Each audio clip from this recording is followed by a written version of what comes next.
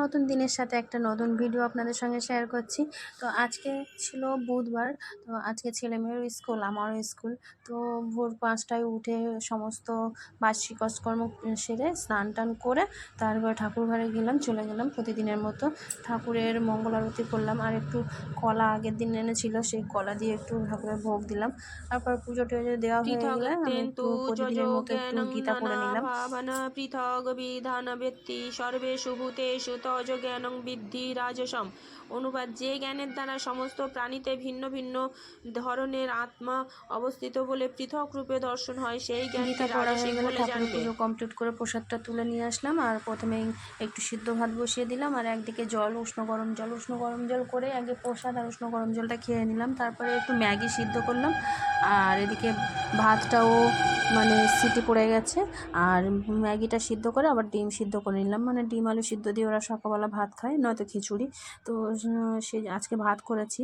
আর সব রকম সবজি, ক্যাপসিকাম, গাজর, বিনস সব দিয়ে একটু আগে ভেজে নিলাম, আর ওদেরকে ভাত খেতে দিলাম। ডিম আলু সিদ্ধ দিয়ে ওরা ভাত খাচ্ছে, আর আমি ততক্ষণ টিফিনটাও করে নিচ্ছি। তো সবজিগুলো ভেজে তারপরেই একটা ডিম ফেটিয়ে দিলাম, দিয়ে একসঙ্গে সবগুলো ভেজে আর ম্যাগিটা যে সিদ্ধ করে রেখেছিলাম সেই ম্যাগিটা দিয়ে একটু ভাজা ভাজা করে দিলাম, মানে ম্যাগি চাউমিনের মতো করে দিলাম। সবজিটাও খাওয়া হবে, তো ম্যাগিটাও খেতে চেয়েছিল।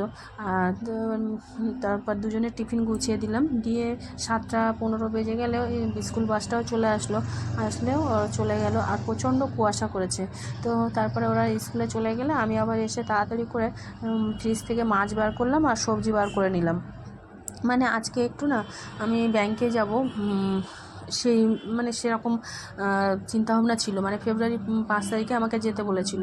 জানুয়ারি মাসে গিয়েছিলাম, তো তখন অডিট হচ্ছে বলে ব্যাংকের কাজকর্ম হয়নি। তো সেই জন্য বলেছিল ফেব্রুয়ারির 5 তারিখে এসো, হয়ে যাবে।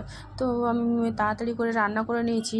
আগে টিফিন দেবো, মানে মিস্ত্রিরা কাজ করছে, ওদের টিফিন দেবো আজকে। তারা বলে 9:30টার সময় বেরোবো, তো সেই জন্য 10টার আগে ব্যাংকে পৌঁছাতে হবে।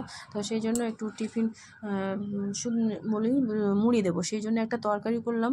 তো মুড়ি দেবো বলে আর বেগুন ভাজলাম, আর মাছ গলদা চিংড়ি, পার্শে মাছ, ট্যাংরা মাছ ছিল কিছুটা। তা সেগুলো বার করে একটু বেগুন আলু দিয়ে একটু ঝোল মতো করলাম। বড়ি, মায়ের হাতের বড়ি তো দিয়ে একটু তরকারি করলাম।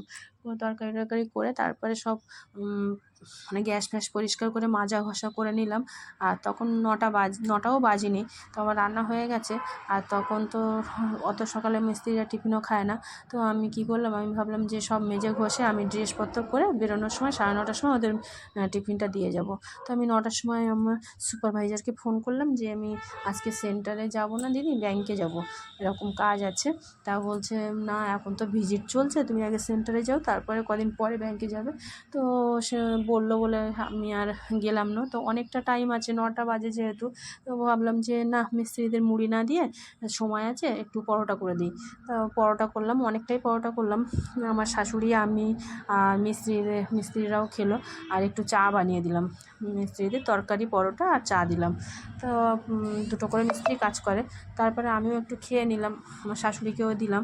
আর অনেকটা বাসন, সেই সকাল থেকে বাসন, মানে ছেলে মেয়ে স্কুলে গেছে সেসব বাসন, অনেকটা বাসন, সেসব মেজে ঘষে গ্যাস ফ্যাস পরিষ্কার করে আমি সেন্টারে চলে গেলাম। আর 1:30 কি 1:45-2টোর সময় বাড়ি এসে আবার মেয়েকে, মানে 1:30টার সময় বাড়ি এসে মেয়েকে আবার খেতে দিয়ে আমি আবার ছেলেকে আনতে গেলাম। ছেলেকে স্কুল থেকে বাড়ি এনে আর খেয়ে দিয়ে তারপর 2টো ব্যাগ এসছে ফ্লিপকার্ট থেকে, সেটাই আমার ছেলে দেখাচ্ছিল।